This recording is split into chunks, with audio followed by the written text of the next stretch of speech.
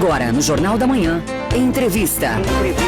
7 horas 27 minutos, não perca a sua hora, 7h27. Área de preservação ambiental Dona Francisca, mapa de uso de ocupação de solo e recuo frontal das edificações geminadas.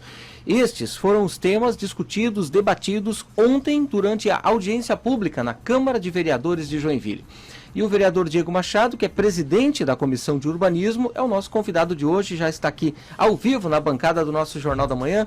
Vereador, muito bom dia, obrigado por aceitar o nosso convite, tudo bem? Bom dia, Fernandinho, bom dia, Marcos, bom dia a todos aqui da Jovem Pan, né, a todos os ouvintes, telespectadores da Jovem Pan, é um prazer estar aqui com vocês. Obrigado, nós aqui vereador. Agradecemos.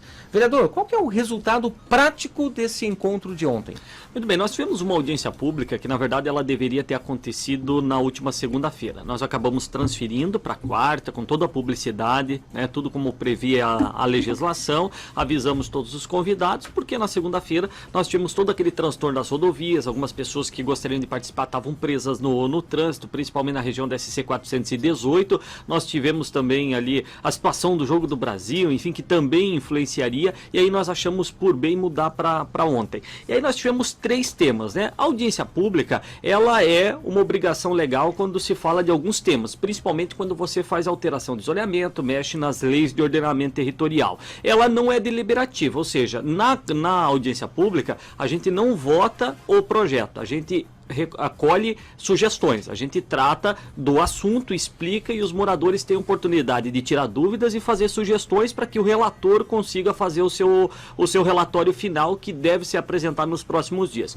Nós tivemos 3 temas. Primeiro, o que trata dos pergolados e geminados, um projeto do vereador Adilson Girardi, que tem como relator o vereador William Tonesi, onde nós discutimos ontem, porque a gente sabe que acontece isso na prática em Joinville, né? O pessoal faz o geminado, faz a regularização, tira o certificado de conclusão de obras, depois que o imóvel está pronto, entregue, eles vão lá e aí é construído o pergolado como garagem no recuo frontal de 5 metros, porque hoje a legislação em Joinville exige pelo menos 5 metros de recuo, ou seja, da parede da casa, da edificação até o muro tem que ter 5 metros. Os pergolados não respeitam essa metragem de 5 metros. Então o pessoal faz a regularização e depois que está regularizado vai lá e faz. Ou seja, o imóvel depois ele se torna irregular. Mas aí o morador já tem lá, os construtores, o morador, enfim, já tem a regularização. Então nós queremos resolver esse problema que já existe na prática. E aí nós temos inclusive 2 projetos que tratam deste tema na Câmara. Um projeto que é do vereador Adilson, que foi tema da nossa audiência pública de ontem, e um outro projeto do vereador Neto, que está para apreciação do Conselho da Cidade. E ontem ficou decidido que nós vamos apensar os 2 projetos, ou seja, nós vamos juntar os 2 projetos e vamos fazer uma redação só com os 2 projetos. Então, assim, foi discutido ontem situações como que é o mais, que é a maior preocupação do Executivo, do CEPURD, da SAMA, em relação à questão da impermeabilidade da água, porque índices urbanísticos, né, dizem que você precisa ter uma área aberta do imóvel, né, do terreno, para que quando chova a água consiga, o solo consiga absorver, né, aquela água. Então você acaba fechando essa parte e a água vai com mais rapidez para as bocas de lobo, para as ruas, enfim. É um índice urbanístico que tem que ser levado em consideração. Então a gente está ajustando essa situação desses índices para votar esse projeto. Muito provavelmente com uma nova redação e juntando com o projeto do vereador Neto, esse projeto ele vai ser aprovado, porque a gente precisa resolver esse problema na prática. Que nós já vemos que em Joinville inteiro, onde você vai, qualquer rua de Joinville que você vai ver que tem um geminado com um pergolado na frente. Aquele pergolado hoje é ilegal. Simples assim. A gente quer resolver esse problema para dar essa legalidade dentro de regras, né, respeitando os índices urbanísticos, mas a gente precisa resolver o problema. A gente não pode fechar os olhos e dizer não existe isso em Joinville. Existe e existe em praticamente todas as construções. Agora, para regularizar isso, vereador, e chegar a um consenso, tá aí uma meta desafiadora, porque divide muito opiniões, e aí vem a questão de construtores, vem a questão de quem já comprou imóvel e tudo mais. Quando que esse assunto deve, digamos, voltar à discussão na Câmara de Vereadores? Já início do ano? Vai demorar um pouco? Qual é a previsão? Olha, nós não temos essa expectativa, porque nós temos, que nem eu falei, tem um outro projeto, que é o projeto do vereador Neto, que é muito parecido com esse projeto que nós discutimos hoje. Então nós temos 2 projetos. Então o que nós combinamos ontem durante a reunião foi de que nós vamos aguardar a avaliação do Conselho da Cidade, que está avaliando esse projeto do vereador Neto, e diante da avaliação do Conselho da Cidade, nós vamos fazer ali a junção dos projetos e vamos apresentar um relatório final que vai para apreciação. Mas enquanto nada acontece, então, o morador que está nessa ilegalidade, digamos assim, ele é passível da fiscalização. Ah, não tenha dúvida. Não tenha dúvida. E geminados se saem quase todo final de semana em cada esquina em Joinville. Exatamente. Né? Então, assim, ó, por isso, Marcos, que nós temos essa preocupação. Porque, assim, ó, hoje, essas construções com pergolados que não estão respeitando os 5 metros de recuo, tá? Eles estão irregulares hoje. E aí, daqui um pouco, esses moradores vão começar a sofrer fiscalizações, multas. O que, na verdade, isso já vem acontecendo. Agora, devido à quantidade de imóveis nessa situação, a própria fiscalização não dá conta de fazer uma fiscalização em toda a cidade. Mas essa fiscalização já está acontecendo. Então, o que nós queremos é resolver esse problema na raiz para tirar esse peso do morador de Joinville. Mas quem é que pode ser responsabilizado neste momento? Porque, assim, a construtora vai lá, faz 4, 5 geminados, enfim, o morador compra. Quem que é a responsabilização recai sobre o morador neste momento? Sobre o proprietário do imóvel do momento, né? Então, assim, o que acontece muitas vezes é que o construtor, ou enfim, quem vendeu, né? Não o construtor, mas quem vendeu o imóvel, geralmente ele não vende com o pergolado. Quem comprou é que faz depois o pergolado por conta própria. Independente de quem fez ou como que fez, a notificação vai recair sobre o proprietário atual.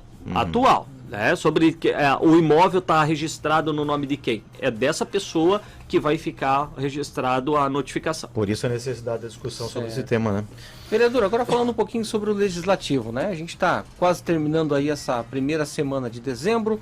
Recesso parlamentar, já houve um consenso sobre o período em que a Câmara vai parar ou ainda não? Está sendo debatido, discutido? Como é que está? Não, foi votado essa semana. Fernando, se você me permite, eu só queria tocar no assunto da outra discussão, antes que a gente teve ontem, que também é tão importante quanto as demais, que é a questão da desafetação da APA Dona Francisca. Perfeito. Hoje nós temos 1/3 da cidade de Joinville está dentro de área de preservação ambiental. E nós temos áreas urbanas consolidadas, né? Nós temos ali regiões no Vila Nova, nós temos regiões lá no Rio Bonito, nós temos regiões na SC 418, onde já são áreas urbanas, né, com características urbanas. E nós temos, por exemplo, que nem ontem nós estávamos discutindo a região do Rio Bonito lá, onde uma parte do Rio Bonito está sob a APA, só que a área é urbana. Ou seja, ela é adensada, ela é urbana, mas ela tem uma proteção ambiental, onde não existe mais nada a ser protegido. Então, a prefeitura reconheceu ontem que existe ali uma divergência de legislação em relação à questão da APA com a questão da lote.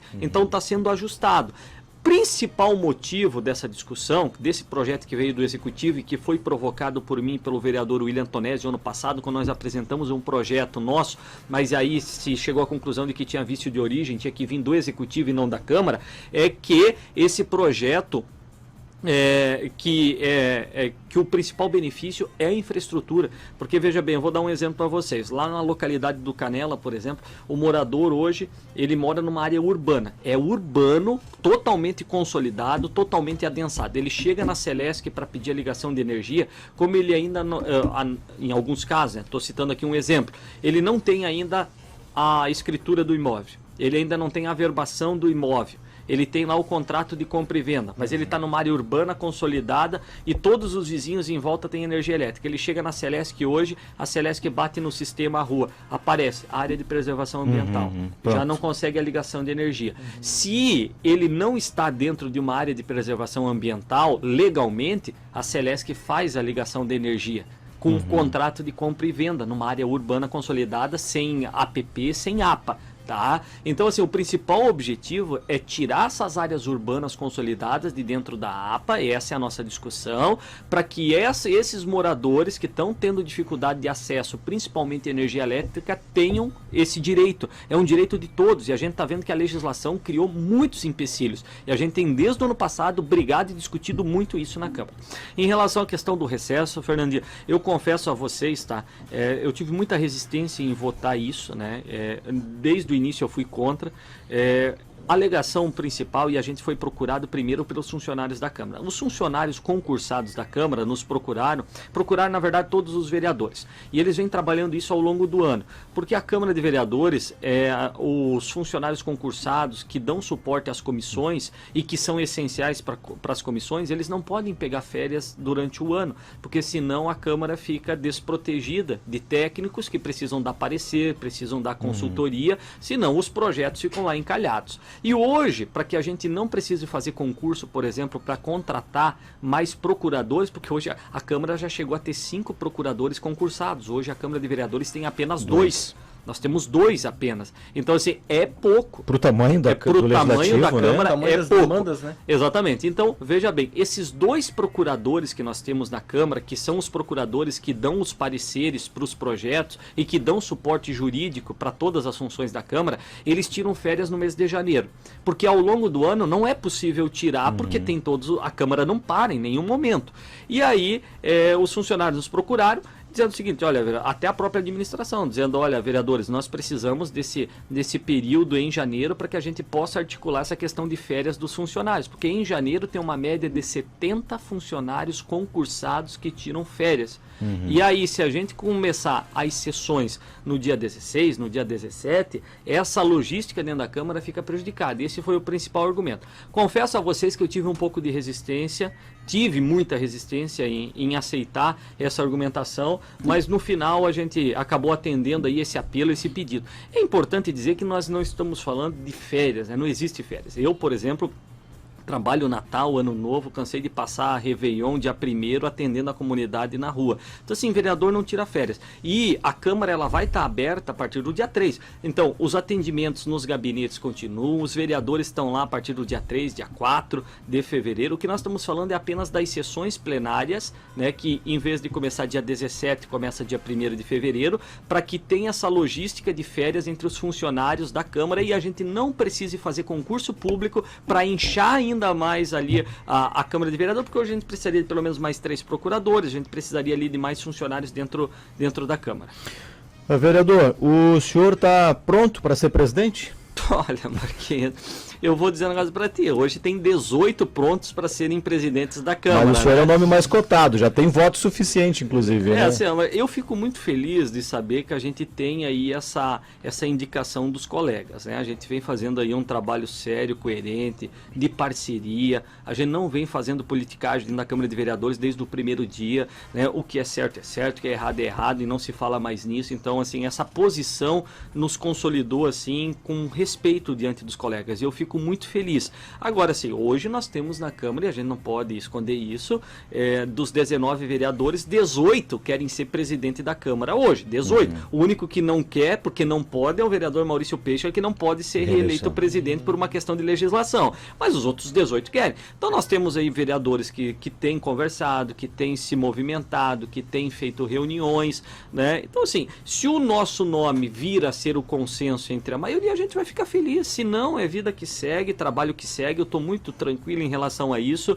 né? Não tenho feito qualquer tipo de forçar essa situação, e a gente está aí à disposição dos colegas vereadores para o que for melhor para a Câmara, o que for melhor para Joinville, a gente vai acatar. Agora eu repito, não existe nada acertado, nada conversado, ainda temos mais de uma semana aí pela frente, né? E tem muitos vereadores que ainda têm essa vontade e que estão se articulando para isso. O resultado da eleição é quando? É semana que vem, né?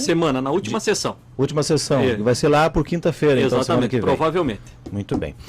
Vereador, obrigado pela presença. A gente teria vários assuntos ainda para discutir, né? É sempre bom saber o que o Legislativo está trazendo, a discussão sobre a APA, sobre essa questão, né, dos geminados, enfim, os assuntos que são inerentes aqui à nossa cidade de Joinville. Obrigado, e a gente vai conversando, e os microfones da Jovem Pan à disposição do senhor, toda a equipe também, para a gente comentar sobre o nosso Legislativo. Muito bem, Marquinhos, obrigado Fernandinho, obrigado a todos, né? A gente teve aí uma semana muito difícil, né? A gente que tem uma atuação forte, marcante lá no distrito de Pirabiraba, a gente é vereador da cidade toda, né? Mas a gente tem uma base lá no distrito, nosso distrito sofreu muito na última semana com os bloqueios das rodovias, principalmente a SC 418. Então assim, dormindo tarde, acordando cedo, tentando ajudar a comunidade, foi uma semana bem pesada, mas a gente está sempre à disposição dos colegas. Eu agradeço mais uma vez a oportunidade que a gente está tendo aí numa grande emissora, numa grande audiência. Obrigado, vereador.